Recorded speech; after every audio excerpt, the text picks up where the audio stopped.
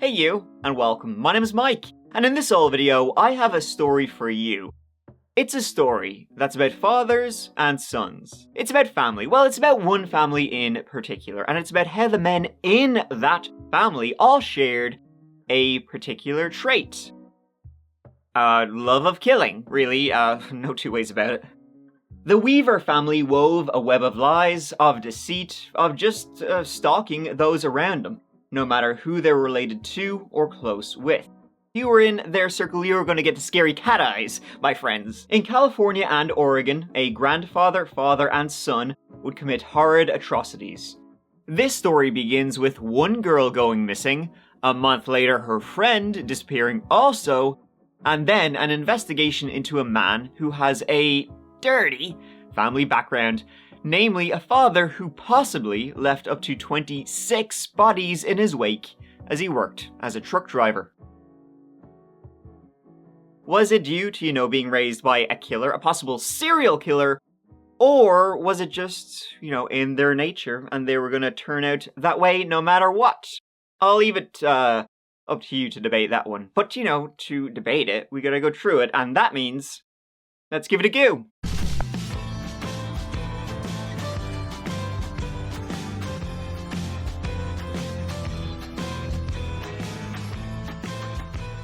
So to begin, let's set the scene, and that means we are going to Oregon.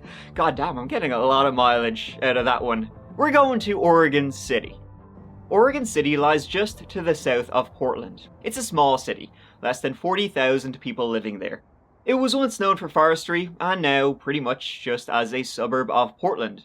And it was there that, in the year 2002, Ashley Pond and Miranda Gaddis lived and went to school. That's Gardner Middle School. Ashley was 12 years of age, close friends with 13-year-old Miranda Gaddis, and another young girl, Mallory Weaver. They were like the three best friends that anyone could have. They were all neighbors, they all lived close together, they were on the same dance team, and both Ashley and Miranda, they lived in the same apartment complex. That's Newell Creek Village Apartments on the southeast side of town. Ashley lived with her single mother and her three younger siblings. Her dad, a fella named David Pond, he had divorced Ashley's mother, Lori, a couple of years before. That divorce was quite contentious, in fact, when in the middle of it, David revealed he was not, in fact, Ashley Pond's biological father. That meant that David would have to pay less child support to Lori Pond. So not only did Ashley, it was revealed to Ashley that the man she thought was her dad this entire time, her entire life, was not actually her dad, but that it was revealed to her in such a way that he would have less to do with her and wouldn't have to pay to help support her. So that's, shitty. Pretty rough when you're just about to, enter your teenage years to learn that. And so Ashley learned that her actual biological father was a guy named Wesley Rotger Jr. And she began to get to know him as you would. She wanted to know her dad. Unfortunately, though, for Ashley, Wesley turned out to be a registered sex offender and an all-around piece of shit. After Wesley demanded sex from his 12-year-old daughter, Ashley realized that that was not a relationship worth pursuing. To put it mildly, I guess. Fuck this dude. But he did get his comeuppance in September 2001. He was indicted on felony counts relating to sexual abuse of a minor.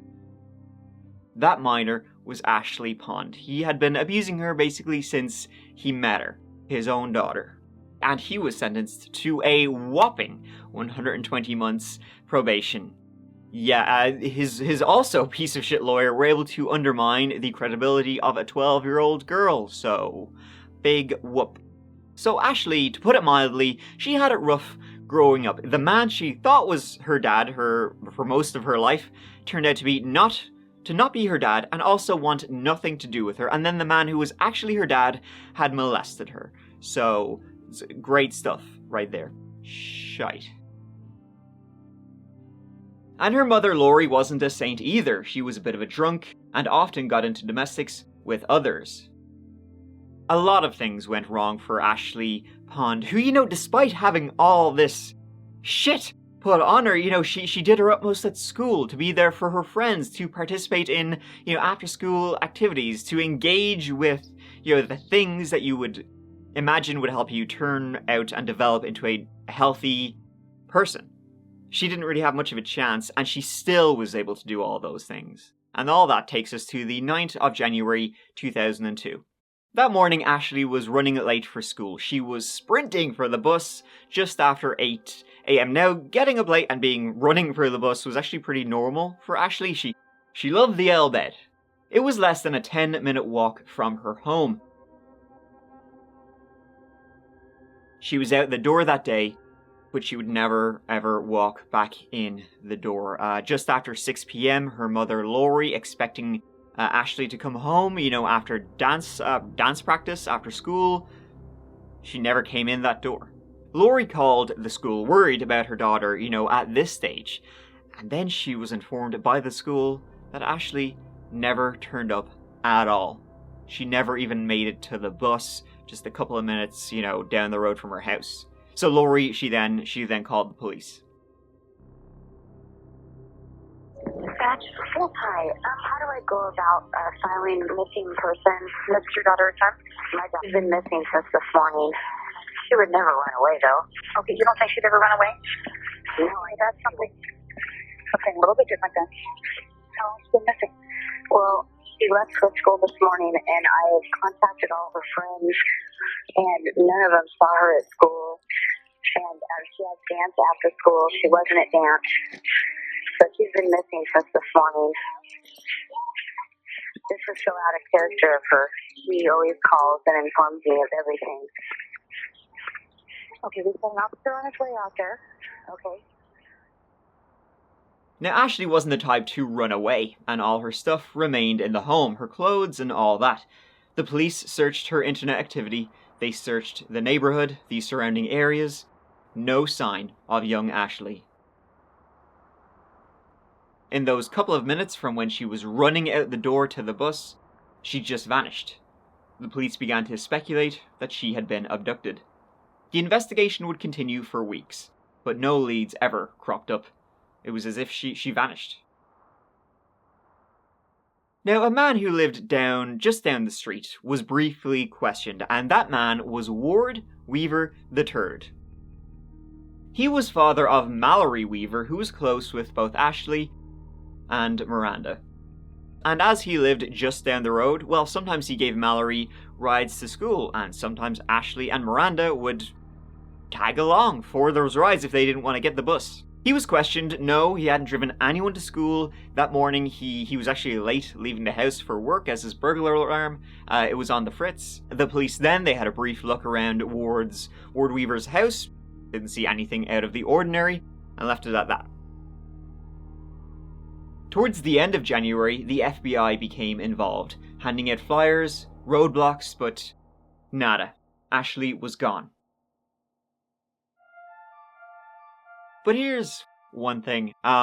Detectives investigating the mysterious disappearance of Ashley Pond learned that over the summer of 2001, Ashley had stayed with the Weavers. She had stayed with Ward Weaver and his daughter, Mallory Weaver. Now, Ashley, she didn't exactly have the easiest home life. Mallory, was a good friend of hers, so she'd be happy to bunk with her, for a couple of months. And it, where Ashley's house was and where the Weaver's house was, within a stone's throw of each other. Now, Ashley would report to the police that Ward Weaver had tried to molest her. No charges would ever be filed in this case, and when Ward was questioned, he'd be like, no, not at all, I never touched her. I gave her a place to stay while she was having a rough time, at home, lads. I was looking out for, in fact, I'm kind of a hero. What's an attempted molestation in the grand scheme of things? And remember how Ashley Pond's father, Wesley, he got such a light sentence for, abusing her for like 4 years? Well, it turned out that Ward Weaver helped him and testified on Wesley's behalf against Ashley Pond, saying, calling her a liar and saying she had also accused him of molesting her. Wow, shit really clumps together. And now she had disappeared. Seems she's been kidnapped. It's really hard to believe that happened to one of your friends or something. It's just really different and really sad. Her close friend Miranda did not have high hopes for her. What would be even more tragic is that soon after, Miranda herself would disappear.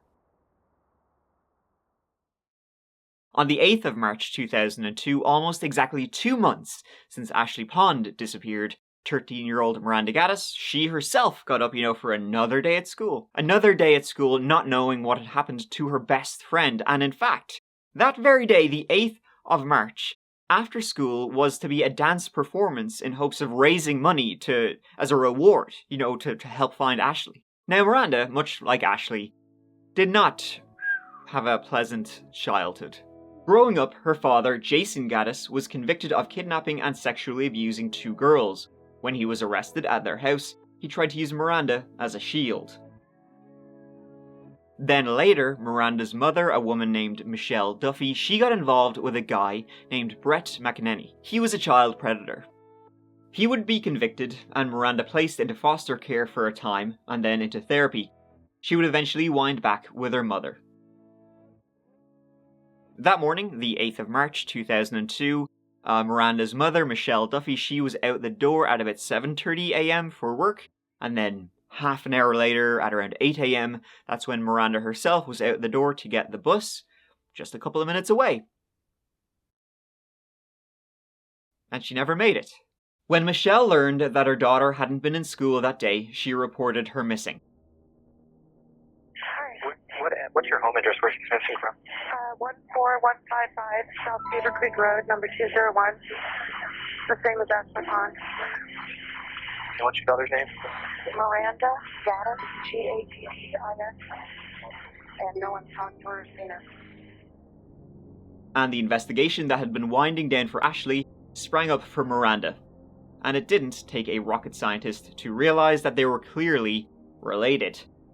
2 girls, the same age, best friends, living in the same apartment complex, go missing on their way to the bus within 2 months of each other. They even looked alike. So you can imagine the absolute fear running through everyone who lived in that area. It's every parent's nightmare. The first time was a nightmare, now it's happened twice. And the police once again knocked on Ward Weaver's door. See, 2 weeks before Miranda disappeared, she had been at the Weaver home, as it was Mallory Weaver's 13th birthday. And during that birthday party at the Weaver house, Miranda had said to another girl who was at that party, "Don't spend the night here." Miranda was saying, she had heard about Ashley accusing Ward of molesting her. Now apparently when Ward heard this, he got very angry. Miranda, also just like Ashley, had gotten a ride, from time to time with Ward Weaver and Mallory to school. So the police rocked up to Ward's house saying, "Hey, did you give Miranda, a lift to school that day because she didn't make the bus?" And he would say, "Nope, I was home all morning because Mallory, my daughter, was sick. She was sick from school that day, so I was looking after her." Mallory was with her mother that day. It kind of seemed like all the roads were leading to the Weaver home. And the victims' families knew about him, knew what kind of man he was. They also noticed that after Miranda went missing, Ward Weaver got his teenage son, Francis Weaver, to help him pour cement in the back garden. You can see a tarp there in the background in this footage of Laurie Pond. Laurie was constantly telling the police to go in there, even going so far as to leave signs out front reading, "Dig me up." FBI dogs also became interested in the Weaver home, but nothing was found. Ward did polygraphs, which he failed. But police harassment, you guys, they're tapping my phones, they're trying to pin it all on me.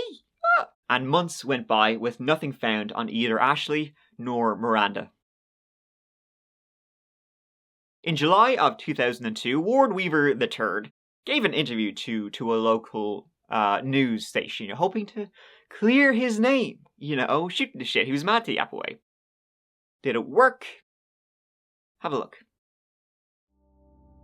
They said the school bus stop Ashley and Miranda never made it to the mornings they vanished, up the hill from the apartment complex where they lived and right outside the home of Ward Weaver. The girls were both friends with Weaver's daughter. They were on the dance team at school with her. and both had spent nights at his home. You could not walk anywhere in my front room without stepping on a body. They are hassling my family, my friends. They are saying that I am the number one suspect. He told me he flunked 2 polygraph tests, but also walked me through his home to show he had nothing to They hide. want to put me on their list of suspects. Fine. I live right here in the middle of all this mess. Getting up at 8, my daughter waking up at 8, I'd watch her catch the bus, which comes at 8:20. Get in the shower, and up, it's a 12-minute drive from Clackamas, so it didn't, from here to Clackamas, if I don't hit any traffic down here at this light. So, no, I was here, but time frame doesn't make anything feasible. He openly discusses Ashley's allegations against him. Ashley has this habit: if she gets in trouble by someone, she'll make accusations against that person. And the first time that I actually had to come down on her about her mouth, she did just that. She made accusations that I had molested her. I know Ashley ran away, and the fact that the FBI is throwing both of these cases, into someone took them both, it's like, okay, fine. I don't see it that way. And I would really not like to think that someone took Miranda. Either girl, actually, but I know, well, I don't have anything to do with what's going on, but my gut instinct is Ashley's off somewhere where she would rather be than home. I kept tabs on them when they were here, just because, I'm a parent, I'm responsible because they're here. But where were the girls? Now, let's talk about the infamous Weaver family. The troubles of the Weavers stretch back quite some time to a woman named Dorothy Weaver back in the day, and she was Ward Weaver III's his grandmother. Right, she was a bit of a friggin' psychopath. She really hated men. Even though she had sons, she was not very kind to them and would say that she wanted to cut the dick off all men. Cut their dicks off. Okay. Right. One of Dorothy Weaver's sons was named Ward Weaver Jr. Now, it's a little confusing because you have Ward Weaver Jr. and then his son, Ward Weaver III. So Ward Weaver Jr., this is a fucking tongue twister. I can't even say that. So Ward Weaver Jr., I'm going to call him Pete Weaver because he often went by his middle name, Pete. So Pete Weaver is this asshole's dad.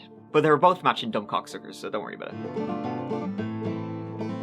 Pete Weaver was a shitty kid with a shitty childhood. He would torture animals, he would abuse cats, and he would sexually abuse his own sister. He didn't grow up to be any better. He would go on to be a long-haul truck driver in California, so he was away from his own family for quite some time. Pete Weaver married a woman named Trish, and he would have 3 kids, one being Ward Weaver III, Teresa, and Tammy. Pete Weaver was eventually drafted and sent to Vietnam. Trish and Pete would later divorce, and she would find herself and her children ending up with a drinker named Bob Budrow.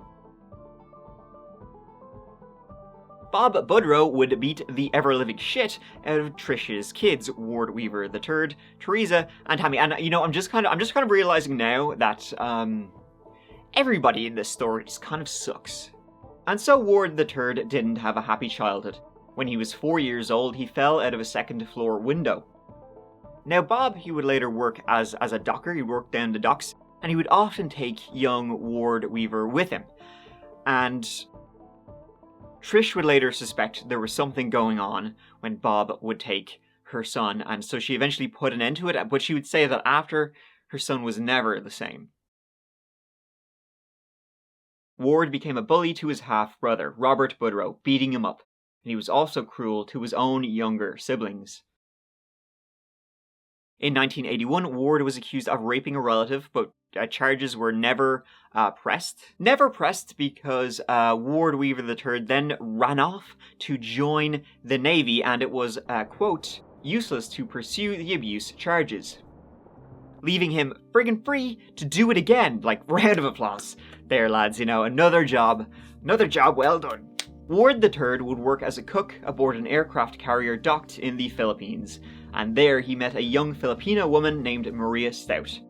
Ward would receive an other than honorable discharge for leaving his post whenever he felt like it and bring Maria back to Portland. So an other than honorable discharge, by the way, it's not as bad as a dishonorable discharge, but it's still not a good look. But you can still apply for benefits and so on. And the police would be called to Ward and Maria's house on more than one occasion for, you guessed it, abuse. Ward was extremely controlling of Maria and he would often beat her up. In fact, when Maria wanted to press charges against her husband, Trish, Ward's mother, she would come in and be like, "Oh, no you don't. No you don't." They later moved to Bakersfield, California, and would have 3 kids. Frances, the oldest, and then 2 others. Now, in the meantime, Ward Weaver III's father, Pete Weaver, would turn out to be an absolute psychopath. In 1978, Pete Weaver was sent to prison for 1.5 years for rape. Then, in 1981, Pete picked up 2 runaways. He arranged for a friend to shoot the boy in the head and then repeatedly raped the girl. He was sentenced to 41 years for that. While serving those 41 years, he boasted to another inmate about more crimes he had committed. Pete did, namely, a double homicide. In 1981, while working as a long-distance truck driver, which is a serial killer speciality, he came across a young couple, 23-year-old Barbara Lavoie and 18-year-old Robert Radford, stranded in the Mojave Desert. He pulled over to help him out, the car had broken down, and then he walked to the back of his own truck and asked Robert to come over here, give me a hand. And then he struck Robert over the head with a metal pipe. Put Robert's body in the back of his truck and then repeatedly sexually assaulted Barbara and took her with him. He took the body of Robert and Barbara back to his house. He took Barbara into his garden and tied her to a tree outside, at which point she fought back. She almost bit off a portion of his finger, and then he strangled her to death, burying them both in his backyard. Pete Weaver then tried to make a deal with the prosecutors. Pete said he would lead them to 26 other victims if they waived the death penalty. They said no. So Ward Pete Weaver Jr. is a possible serial killer. I mean, from what he did, it seemed like he was quite used to killing, and then, as a truck driver, he was always on the move. It's big yikes, guys. In fact, when the police looked into what he was saying about the 26 other victims, they found the routes he did on his truck log, and they were able to match a number of unsolved murders from the areas he had been and when he had been there. Pete Weaver would later claim voices told him to do it. He was seen by 18 different psychologists and psychiatrists, and the diagnoses varied from PTSD to paranoid schizophrenia to insanity to nothing wrong with him at all.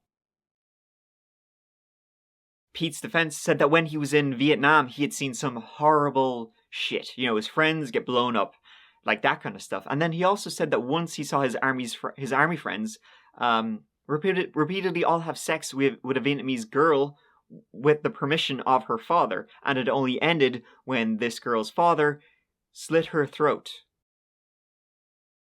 Pete Weaver was sentenced to death. So that's who this guy's father was, and now he himself was being, suspected of murdering 2 young girls and a whole host of other horrid shit. Yeah. So Ward Weaver watched his possible serial killer dad be sentenced to death, and in 1986, maybe Ward wanted to join him. Father's Day, 1986, he got real drunk at a bar, and got a ride home with 16-year-old Jennifer Ordona and her younger sister Jocelyn. Ward and Maria, they lived with the Ordona family at the time, and while they were all in the car, he was steamed out of his mind. They were driving home, and Ward asked if Jennifer would pull over, pop out and take a piss. And then so she did. He got out, and then he opened the passenger seat door where young Jocelyn was in, and he smashed a concrete brick off her head. He went around to the other side of the car and started choking Jennifer. Like he was trying to kill them both. He got 3 years in prison for that one.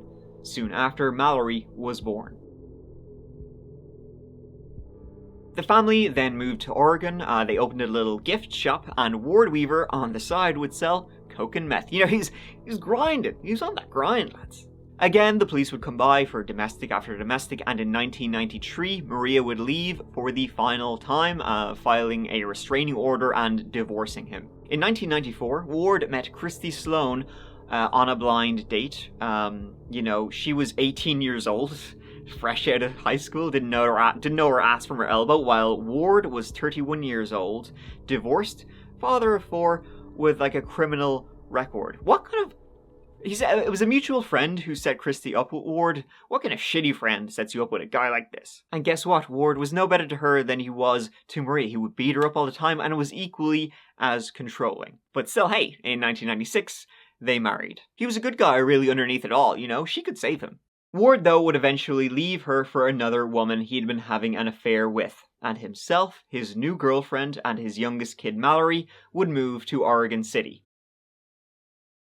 The girlfriend would leave, but they would stay in that house, and Mallory would become friends with Ashley Pond and Miranda Gaddis.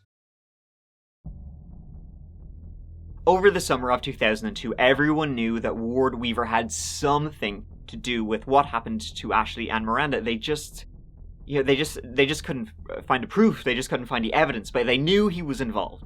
It would turn out to be Francis Weaver, Ward's son and his oldest child, that would give the police their biggest break. I need to be put over to the FBI. Okay. I need to tell them about my father and the girls, man. Who are you?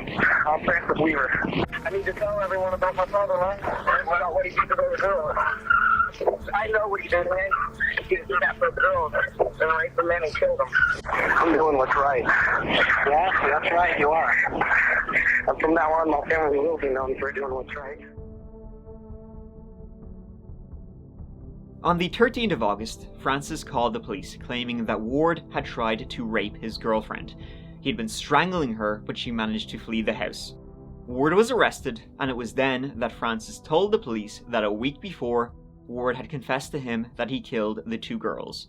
Ward, can you tell us what's going on? What's happening? I have no idea what's going on at the moment. The police then searched the home. They found Ashley buried under the concrete and Miranda inside an empty box in a shed out back.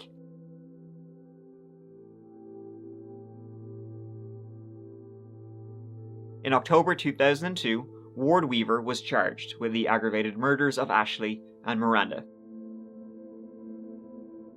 He initially denied. Did you kill Ashley Pond and Miranda Gaddis? No, I did not. So if you didn't kill Ashley and Miranda, then how did they wind up in your backyard? Public property. Who knows? That place has been public access since those apartments and those condos have been built. People kick out the back fence and walk up through my backyard. So you have no idea how Ashley's body got under the concrete slab that you poured? Do you know how deep my understanding is, you know how deep she was? We went all the way down to the water lines. But how she got underneath there, who knows? I mean, it was open for access for a while. Practically 2 months. Should I believe you? You know what? I honestly don't care. I don't care because I put up with so much because of all this. I put up with so much crap because everybody believes I raped these little girls. He would later plead guilty to avoid the death penalty. He was given 2 sentences of life without parole. You look at the magnitude of what you've done here, I really just see nothing but evil.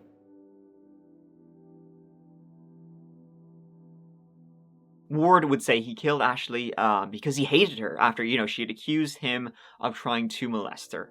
But he would never say why he killed Miranda. Life wasn't always easy for Ward Weaver in prison. You'll be happy to learn. In 2007, another prisoner made a shank and tried to stab him to death. No, he didn't, but, good on him for trying. But the Ward name, didn't stop killing just then. Francis did give us a glimpse of what his life was like growing up, as he described Ward Weaver. Who did show me a lot of pain and a lot of hatred towards me, but also, in life, he showed me a lot of love. In 2014, Francis Weaver, the one who told the police Ward had confessed, he was arrested, along with 2 other men for killing a man over marijuana.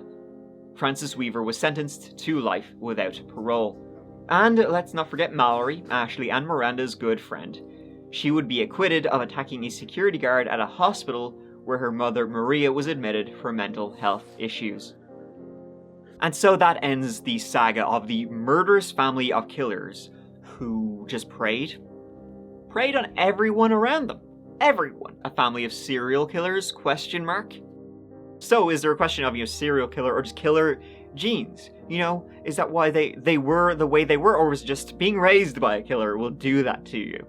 Though it would later come out that Frances Weaver was in fact not the biological son of Ward Weaver. He was his stepson, so I guess that kind of puts a dent in the whole, is it nurture or is it nature? And Francis, when he was arrested, he did seem, regretful of his actions and contrite about what he had done.